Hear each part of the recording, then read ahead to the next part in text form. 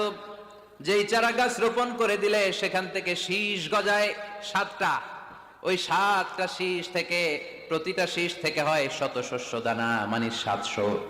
আপনি 1 টাকা দান করলে আল্লাহ 7 গুণ, 100 গুণ থেকে 700 গুণ বাড়ায় দিবে।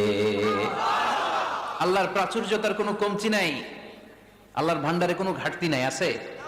এজন্য দিতে হবে। কি করতে হবে? দিলে নতুন করে আসে, না দিলে আসে না। বিশ্বাস হয়? অনেকে বিশ্বাস করে না। আল্লাহ বলেন আনফিক ইবনা আদম উনফিক আলাইক, হে বনি আদম দাও, দিলে আমিও দেব।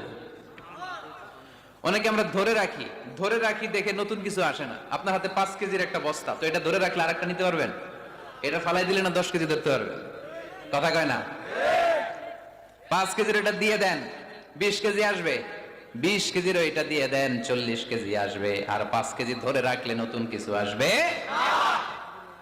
আনফিক ইবনা আদম উনফিক আলাইক, হে বনি আদম দান করো, তুমি দিলে আমি তোমারে দিব। সুবহানাল্লাহ পড়েন।